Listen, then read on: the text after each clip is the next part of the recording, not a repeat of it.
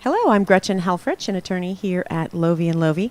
You've probably heard the recent news that a lawyer for the city of Chicago was forced to resign after a judge sanctioned him for withholding evidence in a civil lawsuit against the city.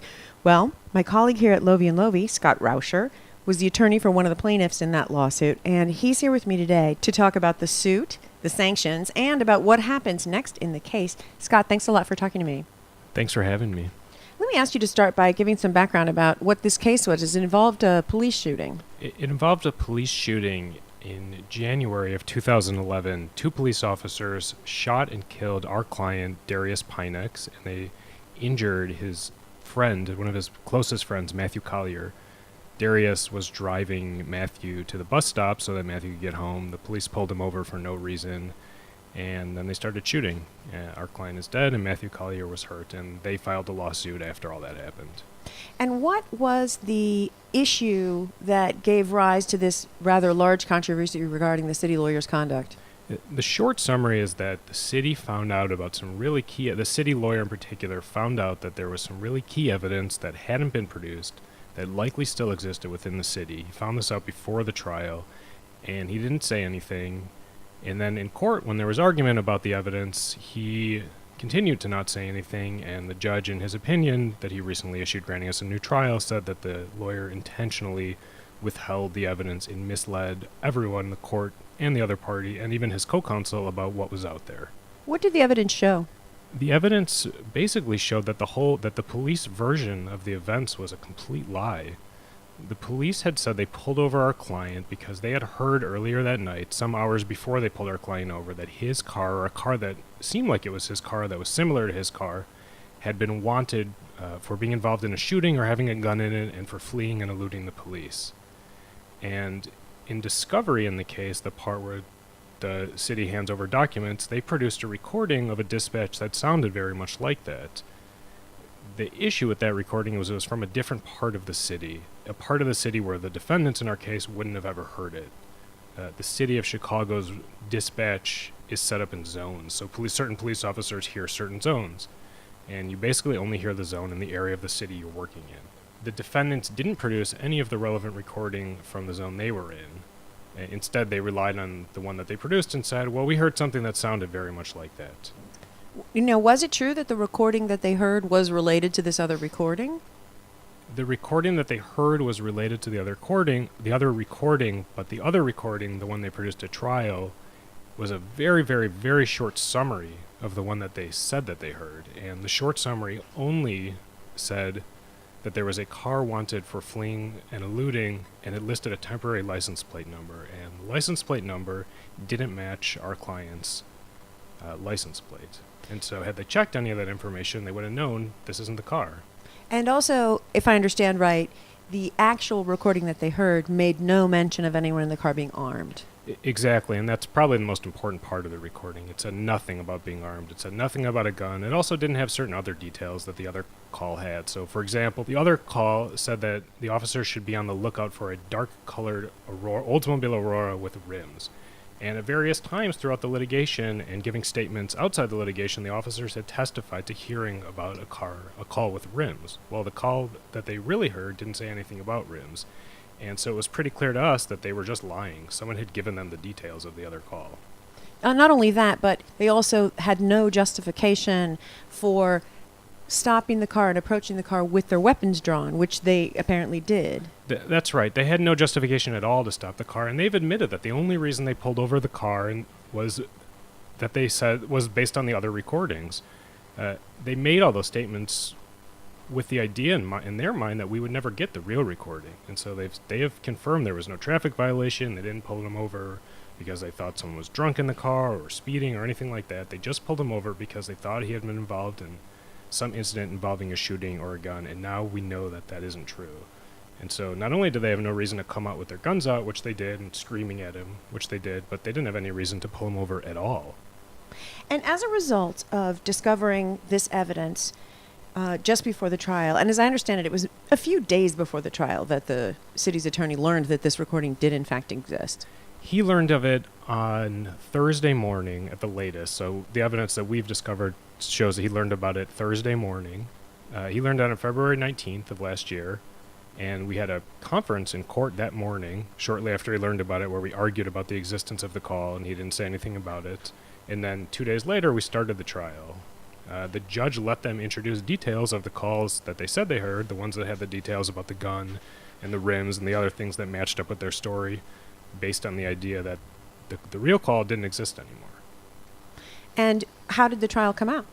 The trial, unfortunately, came out in a loss for the plaintiffs. Defendants won, we think, largely on the strength of the call that they said they heard but that they didn't hear. And during the middle of the trial, after the plaintiff's case was done, the fact that there was this other recording out there came out.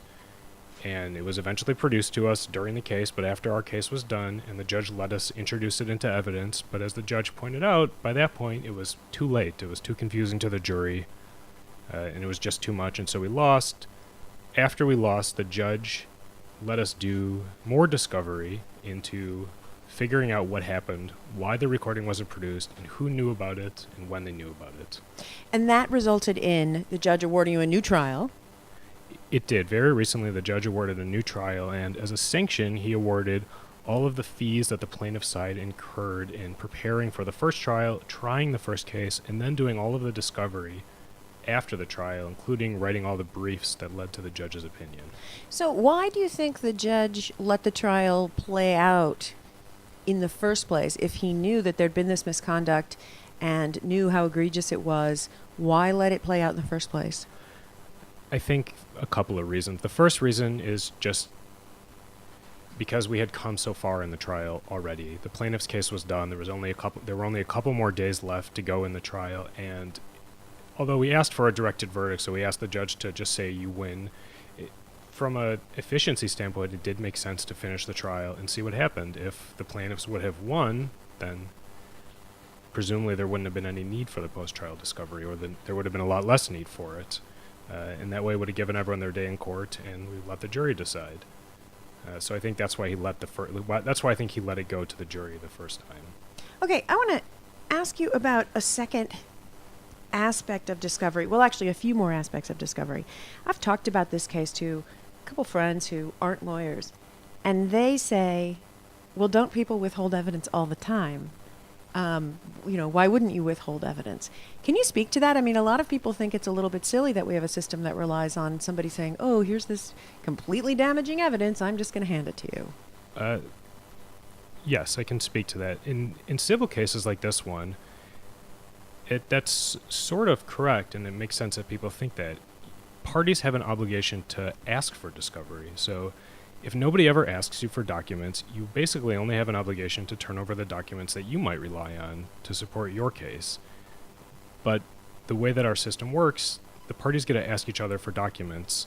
And when you do ask for when one side asks for the other side for documents that are relevant to the case, the other side has an obligation to produce them. And we have that system because there's no other way really to test the truth, or the best way is to give people access to information. In this case, the city has access to documents and information that people who are outside of the city would never have, absent us asking the city.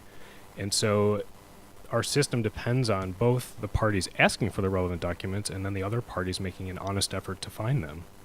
Okay, so that gets me to my second point, which is that, the issue involving the withheld evidence is the issue that made the papers and garnered a lot of headlines and was very splashy and got the mayor involved in that sort of thing. But there was a second discovery-related issue in that case, which had to do with the fact that the city's attorneys didn't know that recording existed until just before trial. And that in itself was a big problem. Can you explain why? That was a big problem because the discovery rules in our cases say that attorneys and parties have an obligation to go make reasonable efforts to find relevant documents that the other side has asked them to get. And that's a really important thing to do because if you don't make an effort to find a document, you're never going to find it.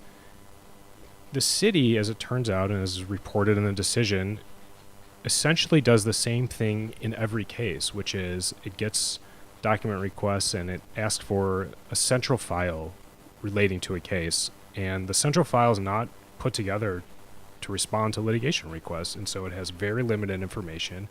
And in our case, they never went out and asked for additional information. It looks like they never went to their clients and said, which area of the city's dispatch were you looking at or were you listening to? And they might not even have known. It looks like they didn't even necessarily know that there were different dispatch areas. And so this wasn't, as the judge found, an isolated incident. So the intentional withholding toward the end of the trial is sort of different, as you said, but the fact that the city wasn't making a reasonable effort in the first place wasn't an isolated incident.